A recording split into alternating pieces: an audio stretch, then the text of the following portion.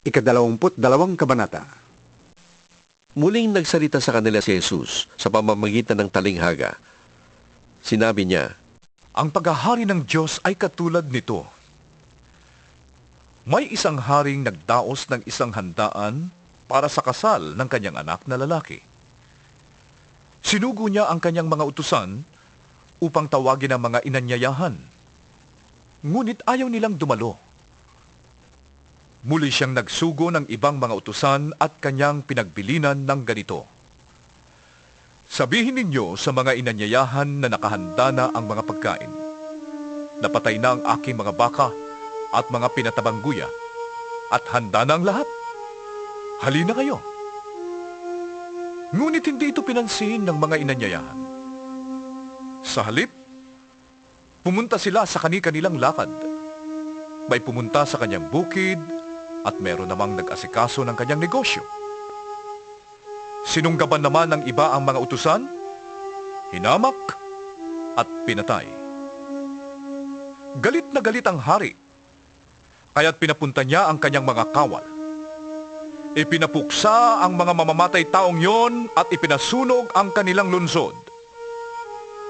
Pagkatapos, sinabi niya sa kanyang mga utusan, Nakahanda na ang mga pagkain, ngunit hindi karapat-dapat ang mga inanyayahan. Pumunta kayo sa mga lansangang matao at inyong anyayahan sa kasalan ang lahat ng makita ninyo.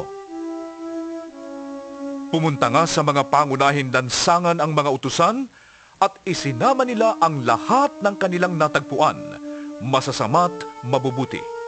At napuno ng mga panauhin ang bulwagang pangkasalan. Pumasok ang hari upang tingnan ang mga panauhin. Nakita niya ang isang taong hindi nakadamit pangkasalan. Tinanong niya ito, Kaibigan, bakit ka pumasok dito nang hindi nakadamit pangkasalan? Hindi nakaimik ang tao. Kaya't sinabi ng hari sa mga katulong, Gapusin ninyo ang kanyang kamay at paa at itapon siya sa kadiliman sa labas. Dooy mananangis siya at magganggalit ang kanyang mga ngipin. bilang pagtatapos, sinabi ni Jesus, Sapagkat marami ang tinatawag, ngunit kakaunti ang napili. Umalis ang mga Pariseo at nag-usap-usap kung paano nila mahuhuli si Jesus sa kanyang pananalita. Kaya pinapunta nila kay Jesus ang ilang mga alagad nila at ang ilang tauhan ni Herodes. Sinabi ng mga sugo, Guro, nalalaman namin kayo'y tapat at itinuturo ninyo ng buong katotohanan ng ibig ng Diyos na gawin ng mga tao. Wala kayong itinatangi sapagat pareho ang pagtingin nyo sa mga tao. Ano po ang palagay ninyo? Naaayon ba sa kautusan na magbayad ng buwis sa emperador o hindi? alam ni Jesus ang kanilang masamang layunin, kaya't sinabi niya, Kayong mapagkunwari, bakit ibig ninyo kong huliin? Akin ang isang salaping pambuwis. at siya'y inabutan nila ng isang denaryo. Kaninong larawan at pangalan ang nakaukit dito? Tanong ni Jesus. Sa emperador po!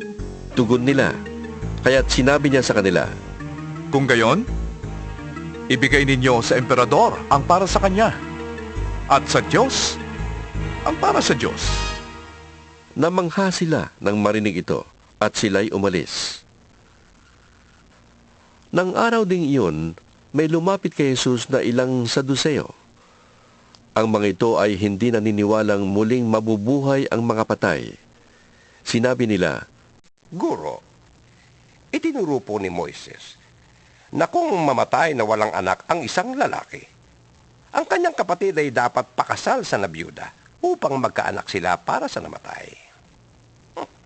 Noon po'y may 7 magkakapatid na lalaki rito sa amin. Nag-asawa ang panganay at namatay siyang walang anak. Kaya't ang kanyang asawa ay pinakasalan ng kanyang kapatid. Gayon din po ang nangyari sa pangalawa. Sa pangatlo, hanggang sa 7. Pagkamatay nilang lahat, namatay naman ang babae. Ngayon, sino po sa 7 ang magiging asawa niya sa muling pagkabuhay? Yamang siya ay napangasawa nilang lahat. Sumagot si Jesus, Maling-mali ang iniisip ninyo. Palibhasay di ninyo alam ang mga kasulatan ni ang kapangyarihan ng Diyos. Sa muling pagkabuhay, ang mga tao'y hindi na mag-aasawa. Sila ay magiging tulad ng mga anghel sa langit. Tungkol naman sa muling pagkabuhay ng mga patay, hindi pa ba ninyo nababasa sa kasulatan ang sinabi sa inyo ng Diyos? Sabi niya, Ako ang Diyos ni Abraham, Diyos ni Isaac, at Diyos ni Jacob. Ngunit ang Diyos ay hindi Diyos ng mga patay, kundi ng mga buhay. nang marinig ito ng mga tao, namangha sila sa kanyang turo. Nagtipon-tipon ang mga Pariseo nang mabalitaan nilang napatahimik ni Jesus ang mga Saduceo.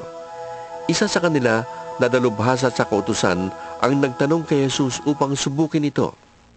Guro, alin po ang pinakamahalagang utos sa kautusan? Tanong niya. At sumagot si Jesus, Ibigin mo ang Panginoon mong Diyos ng buong puso, ng buong kaluluwa, at ng buong pag-iisip. Ito ang pinakamahalagang utos. Ito naman ang pangalawa. Ibigin mo ang iyong kapwa, gaya ng pag-ibig mo sa iyong sarili. Sa 2 utos na ito nakasalalay ang buong kautusan ni Moises at ang turo ng mga propeta. tinanong naman ni Jesus ang mga Pariseyong natitipon doon. Ano ang pagkaalam ninyo tungkol sa Mesyas?